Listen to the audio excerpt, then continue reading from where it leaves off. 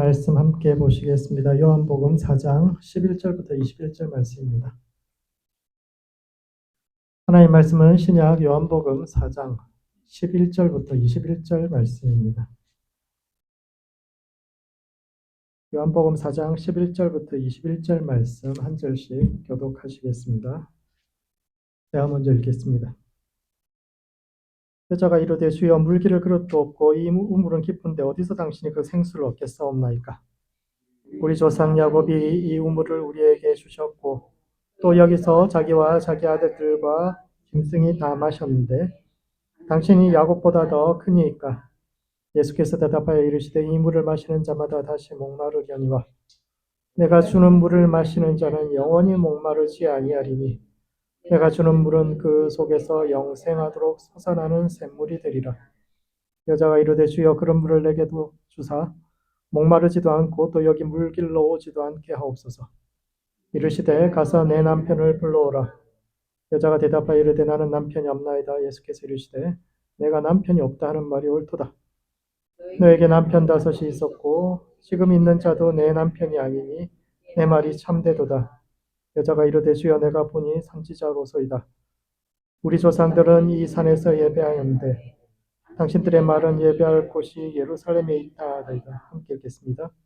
예수께서 이르시되 여자야 내 말을 믿으라. 이 산에서도 말고 예루살렘에서도 말고 너희가 아버지께 예배할 때가 이르리라. 아멘. 사마리아 여인 이야기는 생수에 관한 이야기로 시작해서 남편에 관한 이야기, 그리고 마지막으로 예배 장소에 관한 이야기로 이어지는데 이 세 가지 주제의 흐름이 오늘을 살아가는 우리의 삶과 신앙이 던지는 의미가 무엇인지에 대해 함께 생각해 보는 시간을 갖도록 하겠습니다. 첫 번째, 자기 삶의 주인이 되어야 합니다.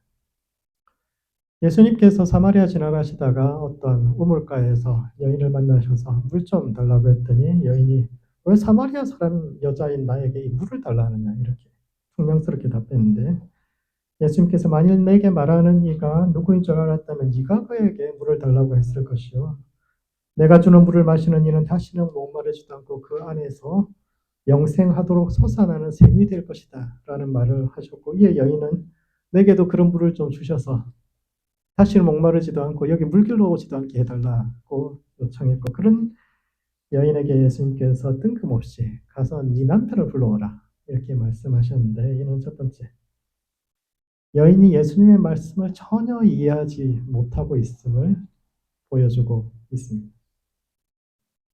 예수님은 생수에 관한 이야기를 하다가 왜 뜬금없이 남편을 불러오라고 이야기하셨을까요?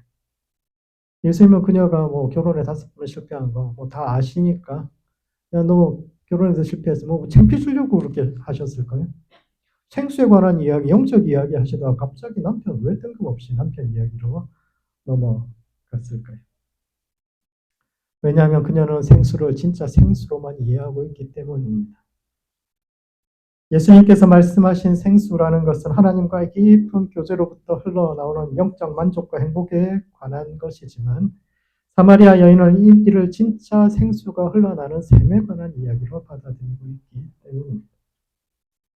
유대인의 전설에 따르면 이스라엘 백성들이 광야를 지나갈 때 그 40년 동안 함께했던 반석에 관한 전설이 있습니다.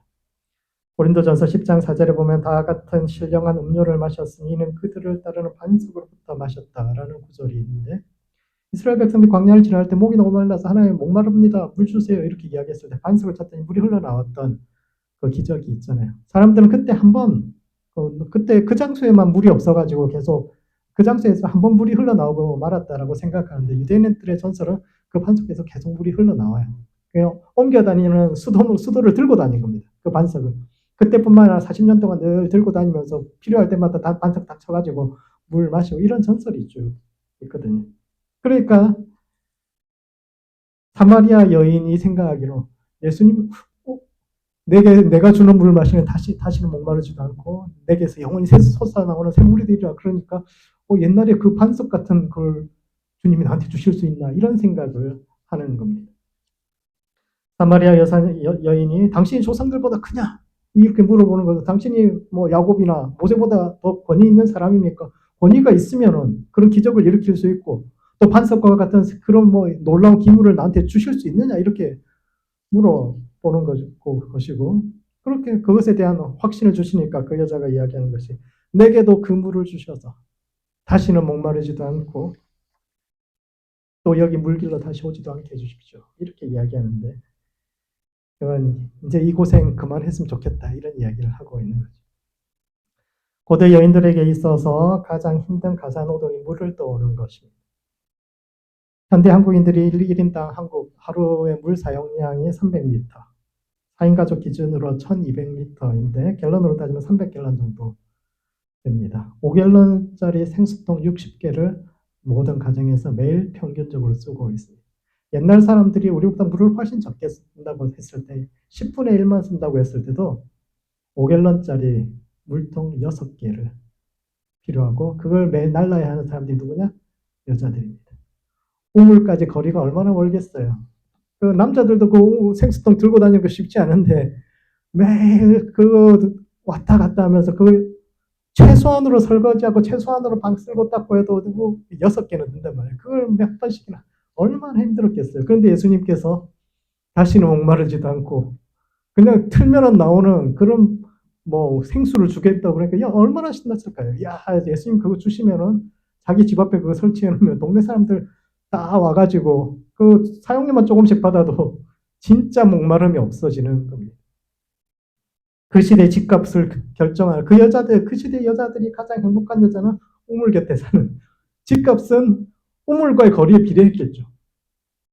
그 우물 바로 옆에 사는 사람들은 집값 여자들이 편하니까 집값이 높을 거고 우물에서 멀면 멀수록 집값이 싸졌을 텐데 야 예수님께서 이 생수가 솟아나오는 이런 거 준다고 하니까 야 제발 그거 주셔가지고 제가 야 우리 집 앞에 그거 하나 설치해 놓으면 동네 사람들 다 왔다 갔다 하면 안 벌어도 먹고 얼마나 좋겠어요. 그러니까 혼자 행복해로 돌리고 있는 거죠. 야 이제 주님 주시면 야 그거 주세요 주세요 이렇게 이야기하는데 우리도 그녀와 같지 않습니까?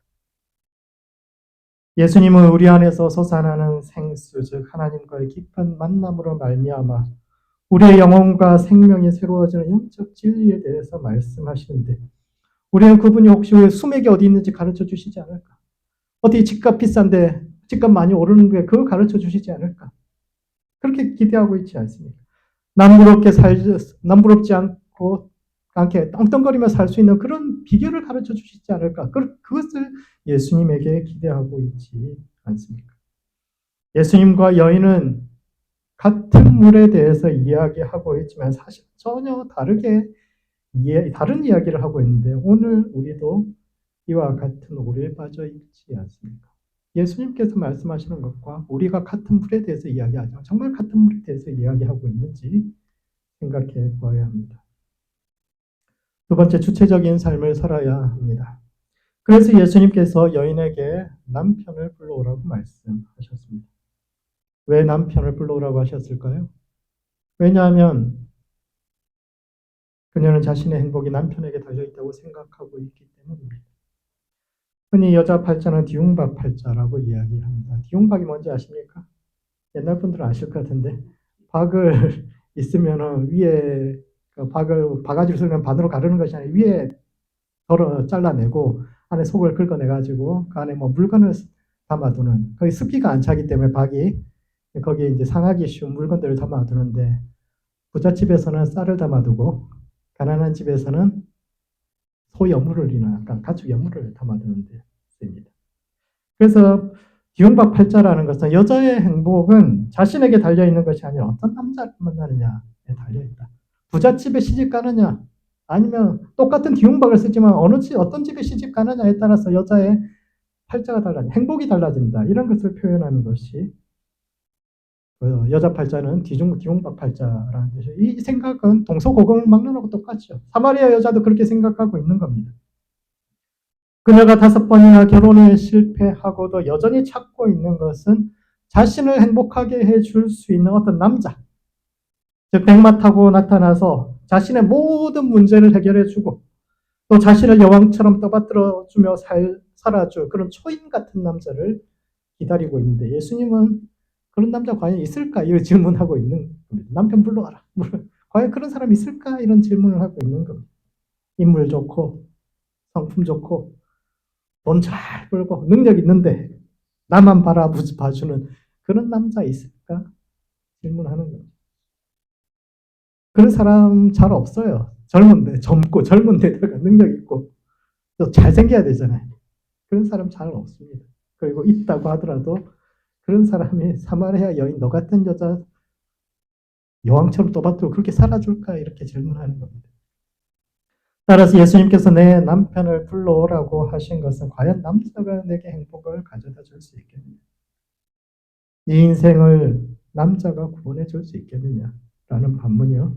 이는 타인의 선택과 결정에 자신의 운명과 행복을 맡기지만 뒤용박팔자라고 해가지고 그냥 어떤 남자, 그 남자가 내 모든 것을 해결해 주도록 그렇게 기다리지 말고 오히려 주체적으로 자신의 삶을 받아들이고 그 한계성 속에서도 자신의 행복과 사랑을 만들어가라는 이야기를 하는 겁니다.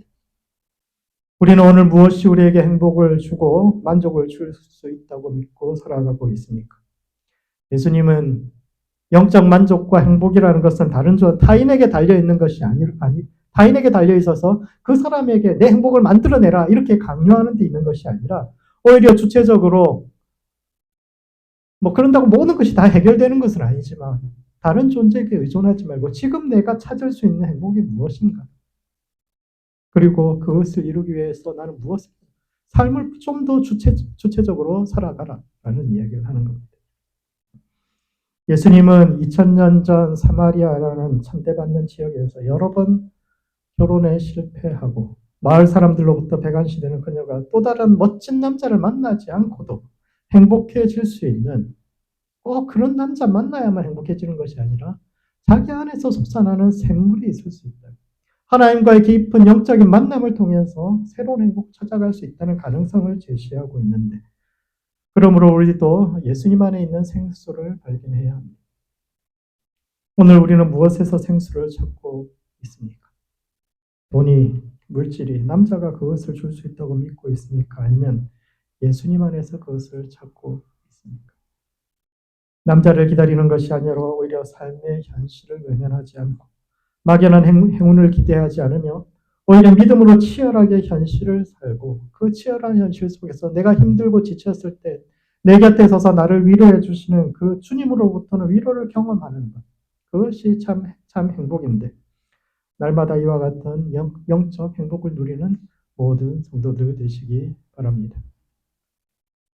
두 번째, 우리는 모두 하나님께 가까이 있는 이들입니다. 남편에 관한 대화에 이어서 여인은 어디에서 예배를 드려야 합니까? 를 질문했고 이에 예수님은 아버지께 예배 드릴 때가 온다 라고 답하셨는데 이는 첫 번째, 누가 세상의 중심에 있는가? 라는 질문을 여인이 하고 있는 겁니다. 예수님께서 이 여인과 세 가지 주제에 대해서 말씀하셨는데 처음 주제, 물과 그 다음 남편에 관한 주제는 예수님께서 먼저 꺼내신 주제인데 마지막 주제는 여인이 먼저, 사마리아 여자가 먼저 물어본 겁니다. 어디서 예배 드려야 됩니까? 라고 이 주제인데 이것은 내가 내 삶의 주인 될 수 있겠습니까? 나 같은 사람도 행복을 찾을 수 있고 나 같은 사람도 세상의 중심이 될 수 있겠습니까? 이런 질문을 예수님께 하고 있는 겁니다. 예수님 당시 유대인들은 예루살렘에 그리고 사마리아 사람들은 그리심산에 자신들의 성전을 만들고 각자의 성전이 더 정통성 있는 성전이라고 다투었는데 이것은 신명기 12장 11절 말씀에 대한 해석의 차이에서부터 출발하고 있습니다. 신명기는 모세의 유언으로서 요단강 건너편에 모세가 이제 요단에 가나안 땅에 못 들어가잖아요. 못 들어가고 요단강 건너편에서 멀리 가나안 약속의 땅을 바라보면서 마지막 설교를 했던 게 신명기인데 그 배경이 이제 멀리 보이는 그리심산과 에발산 이런 그 산을 배경으로 하면서 이제 율법을 쭉 선포하고 너희가 이 말씀대로 살면은 축복을 받을 것이고 그 멀리 보이는 산 앞에 여섯 부족을 이쪽에 세우고 여섯 부족을 그 에발산 앞에 세우면서 너희가 이 말씀대로 살면은 그리심산에 있는 사람들 좀 축복을 받을 것이고 너희가 이 말씀대로 따라 살지 않으면 이 말씀이 저주가 되어 너희에게 임할 것이다. 이렇게 이제 말을 하고 끝을 맺는데 그 중에서 12장 11절에 이런 말씀이 있습니다. 너희가 요단을 건너 하나님 여호와께서 너희에게 기업으로 주시는 땅에 거하게 될 때 너희 하나님께서 자기의 이름을 두려고 한 곳을 택하실 그곳으로 예물을 가지고 오라 라고 되어 있는데, 유대인들이 가진 본문에는 오늘 우리가 가지고 있는 본문도 마찬가지입니다. 성전으로 사용될 그곳은 아직 선택하지 않은, 언젠가 하나님께서 그 땅에 들어간 너희에게 가르쳐 주실 새로운 장소, 택하실이라는 미래형으로 되어 있어요. 그런데 사마리아 사람들도 자기들의 본문, 지금도 남아 있습니다. 사마리아 오경이라는 형태로 남아 있는데, 그 본문에 되면 본문에서는 이것이 완료형으로 되어 있어요. 즉 과거로 표현되죠. 하나님께서 택하신 그곳에, 모세 시절에 이미 하나님께서 어디에서 예배해야 할지 그 장소를 정하셨다라고 하고, 그 장소가 어디냐? 모세가 저 멀리 보면서 축복의 산이라고 명명한 저 그리심산이야말로 하나님께서 이미 저곳에 성전을 세우라고 말씀하신 것이고, 따라서 그 그리심산에 세운 우리의 성전이 진짜 정통성이 있다. 이렇게 사마리아 사람들이 이야기하는 겁니다. 그래서 유대인들과 사마리아 사람들 사이에는 어느 성전이 정통이냐, 어디에서 예배를 드려야 하나님께 받으시는가라는 문제를 가지고 심각하게 대립했는데, 사실 이 논쟁의 본질과 핵심은 세상의 중심이 어디인가 라는 겁니다. 고대 사회에서 성전이라는 것은, 하나님이 거하시는 장소라는 것은 어떤 뜻이겠어요? 세상의 중심이라는 뜻입니다. 그리고 세상의 중심이라는 뜻은 뭐냐면 거기가 세상의 중심이고 누가 하나님과 가까이 있는가 하는 겁니다. 하나님께서 있는 곳이 어디겠어요? 자기가 가장 사랑하는 사람들 옆에 있는 데잖아요. 누가 가장 거룩한가? 누가 가장 하나님과 가까이 있는 존재들인가? 누가 하나님으로부터 축복받을 만한 사람들인가? 라는 그런 질문인데, 이 질문 속에는 무시받고 천대받던 사마리아 사람들의 한이 담겨 있습니다. 사마리아는 아시리아가 만든 국제도시입니다. 근동 역사에서 아시리아는 처음으로 대제국을 건설한 민족인데, 그들이 제국을 건설했던 어떤 모티브가 뭐냐면, 나라와 나라가 싸우고 민족과 민족이 끊임없이 대립하는 시대를 끝내기 위해서는 각 민족의 정체성을 결정하는 것이 땅과 너무 밀접하게 연관되어 있기 때문에 각 민족을 그 땅에서 끄집어내가지고 여러 민족이 한 땅에 그냥 둘러서 같이 살 수 있도록 같이 집어넣자. 이게 그 사람들이 대규모 3인 정책을 펼친 이유입니다. 계속 어떤 땅을 정복해도 거기 그 땅에 계속 남아 있으면은 뭐 몇백 년의 저력이 있으니까 끊임없이 우리는 어떤 민족이라는 그 좁은 정체성을 가지고 끊임없이 싸우고 일어나고 서로, 그래서 뭐 치고받고 싸우니, 그러지 말고 아예 고향 떠나가지고 전혀 낯선 땅에 여러 민족을 뭉쳐가지고 한 땅에 서로 어울려 살아갈 수밖에 없도록 그렇게 했는데, 그 대표적인 도시가 사마리아입니다.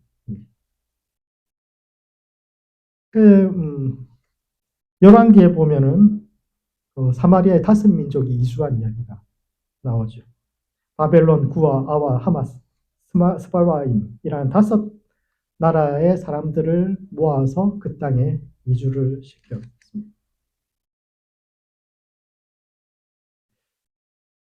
그런데 그 시대 사람들이 이게 실패작이라고 생각합니다. 공동체라는 거, 한 지역에 산다는 거, 한 민족이라는 것은 사람들이 공동의 역사도 있고 공동의 철학도 있고 우리가 무엇이 옳고 그런가에 대한 어떤 공유하는 것이 있는데, 사마리아 사람들은 여러 민족에서 뽑아와 놓으니까, 미국이 지금 어떻습니까? 옛날에는 미국을 뭐라고 이야기했죠? 용광로라고 이야기했잖아요. 다 같이 하나 될 수 있는 멜팅 팟이라고 이야기했는데, 지금 뭐라고 이야기합니까? 샐러드 볼이라고 이야기하잖아요. 각자 다른 색깔을 지니고 서로 과연 우리가 다인종 국가로서 연합할 수 있는 이런 의문이 생기는데, 사마리아가 그런 상태인 겁니다. 5 나라 사람들이 공동의 역사나 철학을 가지고 융합되기는커녕 물과 기름처럼 섞이지 않고 어중간한 상태로 살아가고 있는 현실을 표현하는 겁니다. 그래서 그 시대 사람들은 사마리아는 실패작이라고 사람들이 생각을 한 겁니다.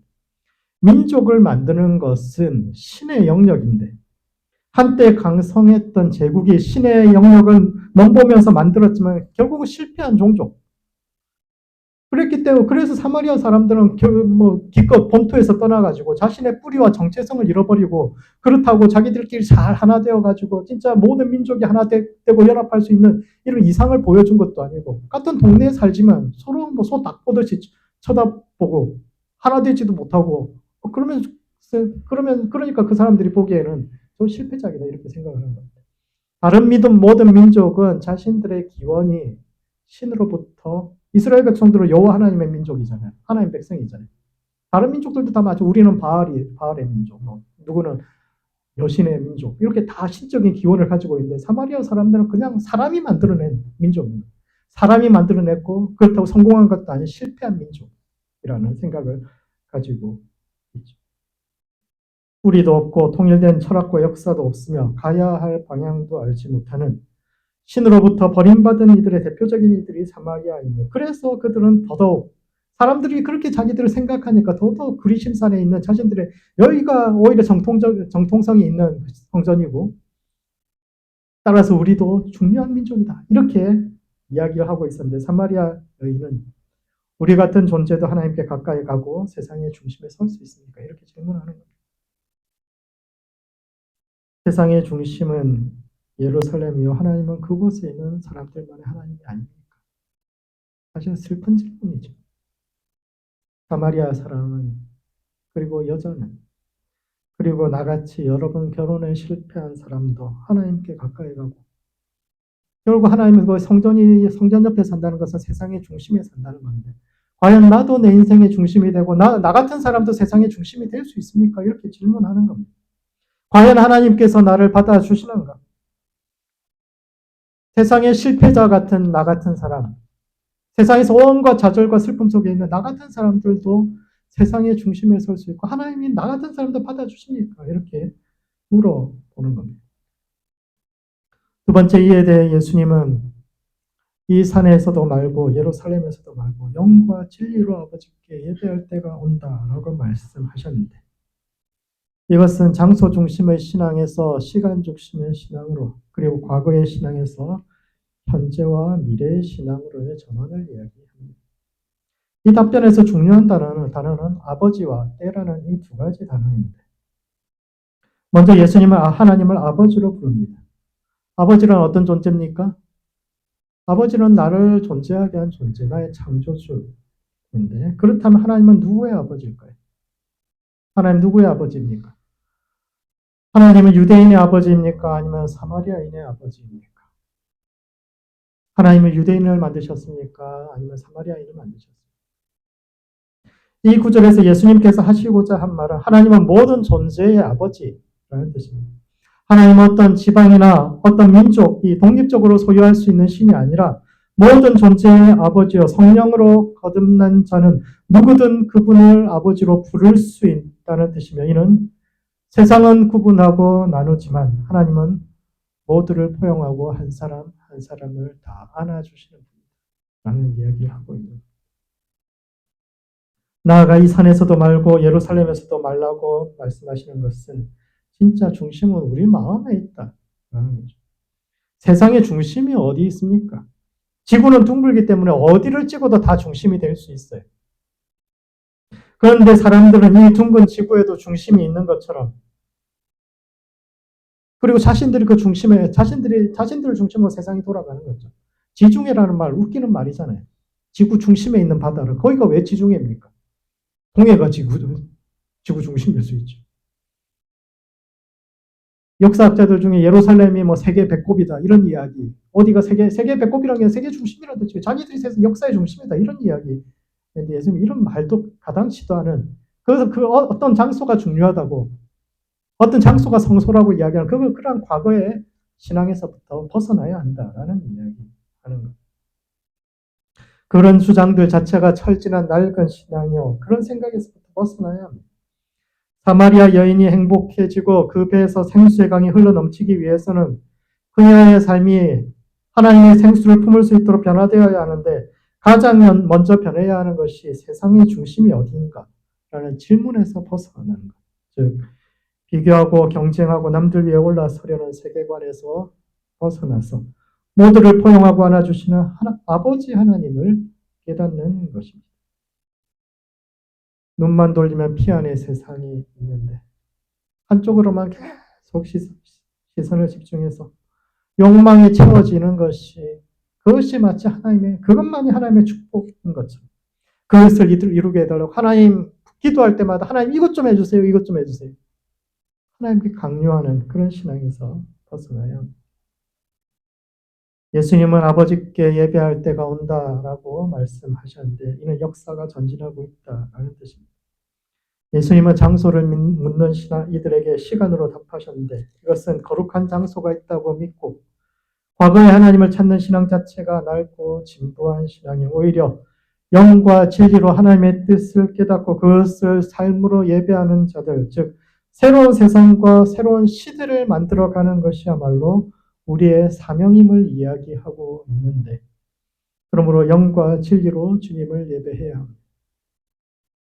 과거를 추억하는 낡은 신앙, 능력 있고 많은 것을 누리는 이들만이 하나님의 세상 사람들이 다 그렇게 생각하잖아요. 세상의 중심에 누가 살아가는가? 능력도 있고 축복받은 뭔가를 많이 누리는 그런 사람들만이 세상의 중심에 있다는 잘못된 생각으로 그런 생각에 잠겨 있으니까 나는 왜 그걸 못 누리지? 나는 하나님부터 버림받은 사람인가? 그러면서 자기 인생을 자꾸 불행에 빠뜨립니다. 아, 나는 하나님부터 멀어져 있어. 나는 하나님께 가까이 가야지. 사마리아 여인처럼 그런 질문을 하는 거죠. 어디서 예배 드려야 돼요? 나 같은 사람 그 예배 장소에 갈 수 있어요. 이런 옷 입고도 예배 장소에 가도 괜찮아요. 그러면서 자꾸 자기 자신의 삶을 고통에 빠뜨리는데 그러지 말고 지금 이곳에 나와 함께 계시며 우리 모두를 세상의 중심 삼아주시는 주님과 함께 참된 영적 행복을 누리는 모든 성도들 되시기 바랍니다. 말씀을 정리하겠습니다. 사마리아 여인의 이야기는 생수에서 시작해서 남편 그리고 예배 처소에 관한 이야기로 이어지는데 이런 첫 번째 주체적인 삶을 살아야 합니다. 생수에 관한 대화를 진짜 물에 관한 이야기로만 이해했던 사마리아 여인처럼 오늘 우리도 하늘의 진리를 이 땅에 축복과 바꾸고 있지 않습니까? 우리는 남편이라는 타자에게서 행복을 찾던 여인처럼 그렇게 하고 있지 않습니까? 사마리아 여인이 예수님을 만나 자신 안에서 솟아나는 행복을 발견했던 것처럼 주님과의 깊은 영적 만남을 통해서 우리 내면에서부터 솟아오르는 생수를 경험하는 모든 성도들 되시기 바랍니다. 두 번째, 우리 모두가 세상의 중심이요 하나님께 가까이 있는 이들입니다. 고대 사회에서 어디에서 예배 드리느냐는 문제는 세상의 중심이 어디이며 누가 하나님께 가까이 있는가에 관한 질문인데 하나님은 모든 존재의 아버지요 서로를 구분하고 나누는 낡은 신앙에서 신령과 진정으로 드리는 예배 속에서 모두가 하나 되는 새로운 시대의 신앙을 말씀하셨는데 이 새로운 신앙의 시대를 열어가는 모든 성도들 되시기 바랍니다. 기도하시겠습니다.